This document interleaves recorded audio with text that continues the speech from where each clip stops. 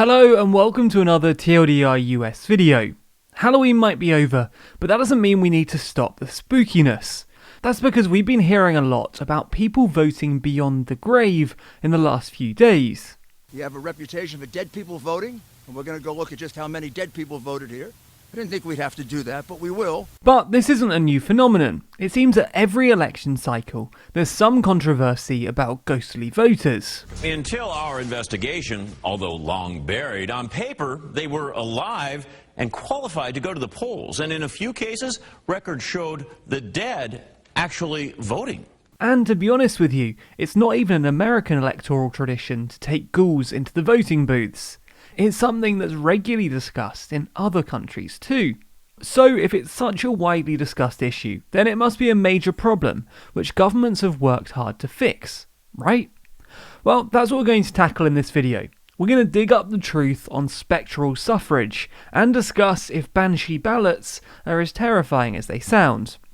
If you like our news updates, but want something more regular and more snappy, then be sure to check out the Daily Briefing.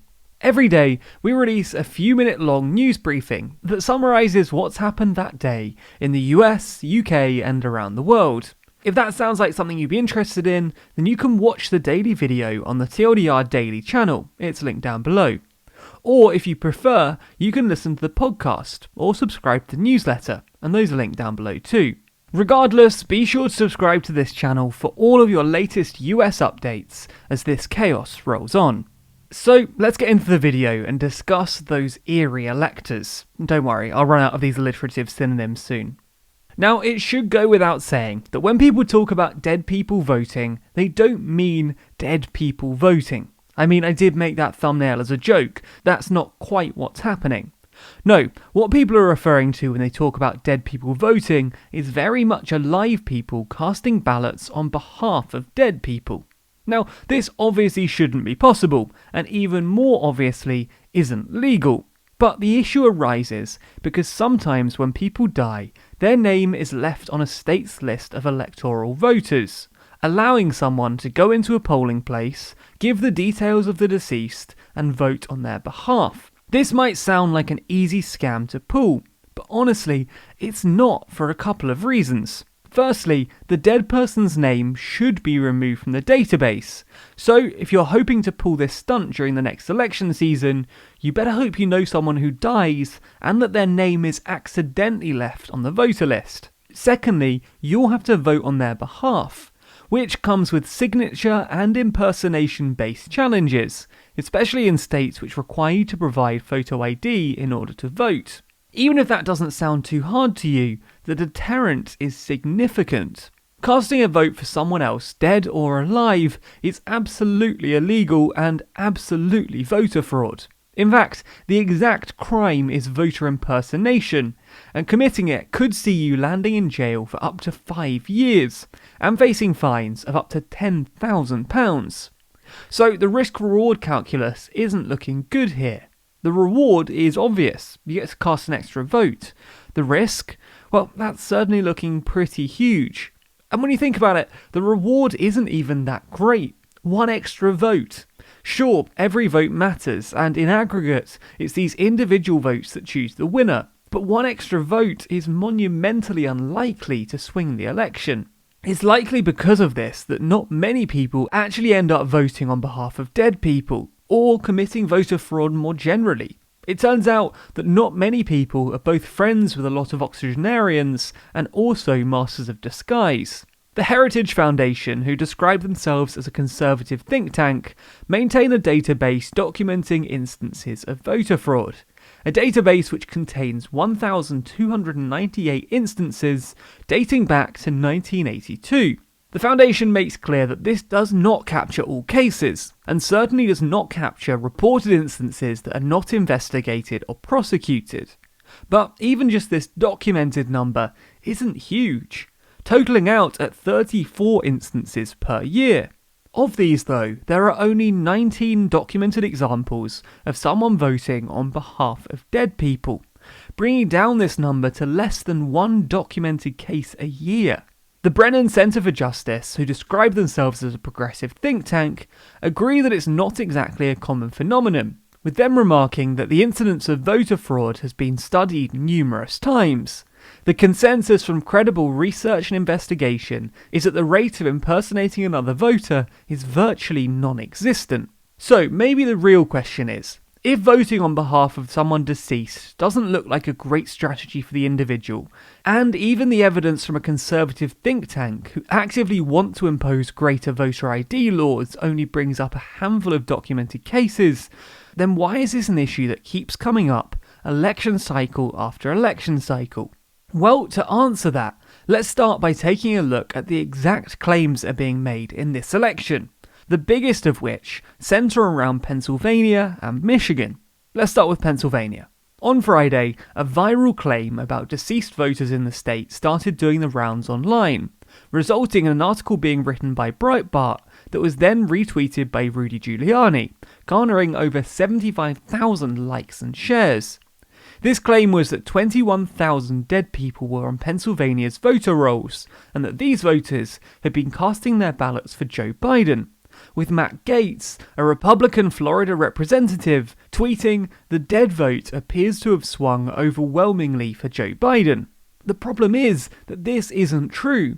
The claims originate from a lawsuit filed by the Conservative Public Interest Foundation against Pennsylvania's Secretary of State in mid-October. The suit, as you might have guessed, accuses the state of having 21,206 dead people on the voter rolls, with the foundation requesting that the 21,000 people on their list are removed from the state's voter roll. The court's chief judge ruled on the case just days later, saying that he was doubtful of the case, remarking in his ruling that we cannot take the plaintiff's word for it. In an election where every vote matters, we do not disenfranchise potentially eligible voters based solely on the allegations of a private foundation.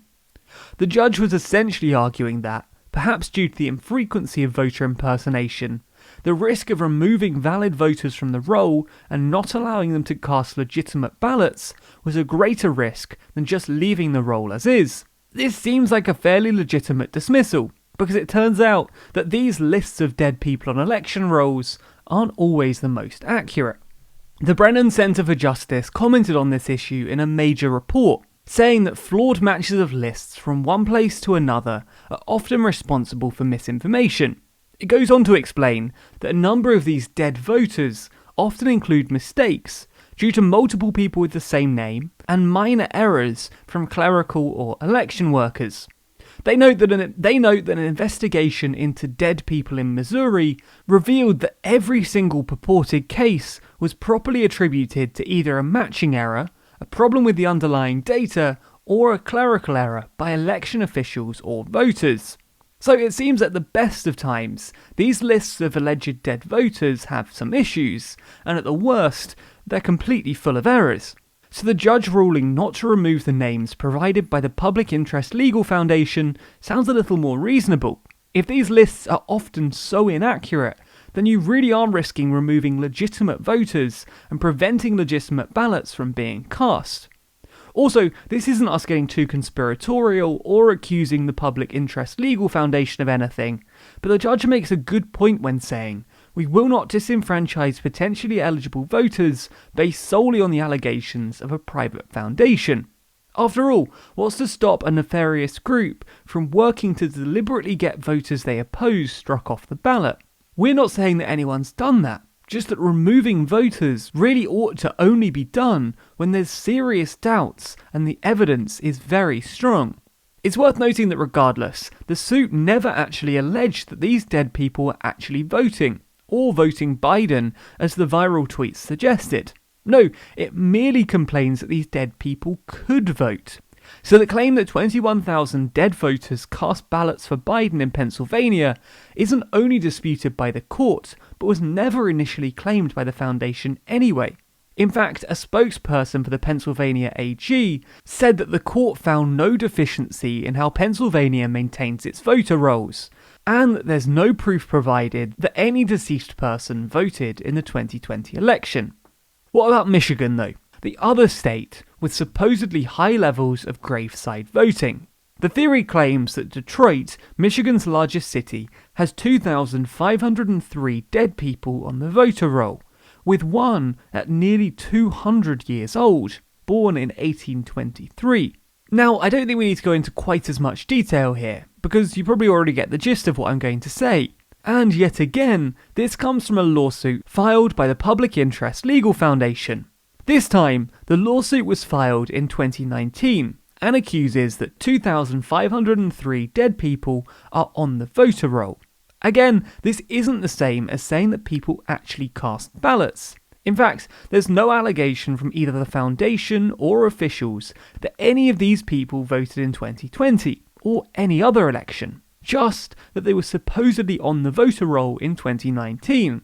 In fact, more remarkably, the foundation dropped their suit in June 2020, apparently satisfied that the state had cleaned up their voter roll effectively. So this number is related to a separate legal dispute, and based on previous evidence, the number's probably too high anyway. No one, not even the foundation who filed the suit, are suggesting that any of these people actually voted, and the foundation themselves seemed happy that they weren't on the roll anyway when it got to election day. So, 2,503 dead people voting in Michigan? Yeah, that's not exactly right. In addition to this, the state also checks against federal databases when registering every single vote, to make sure that no one who's died has passed a ballot. In fact, this system even identified 846 people who died between the moment they cast their ballot and election day during the August primaries. So the odds of anyone getting away with deliberately casting ballots on behalf of the deceased feels slim. So, despite people online producing long lists of supposedly dead people on voter rolls, or even claims that the deceased have cast ballots, thus far, there's not a single example of that happening that's been verified. As we've said in this video, most of the time, these lists are actually the results of mistakes and admin errors, rather than anything nefarious. Maybe we'll discover evidence of major voter impersonation in this election, and based off the stats, we are likely to find one or two.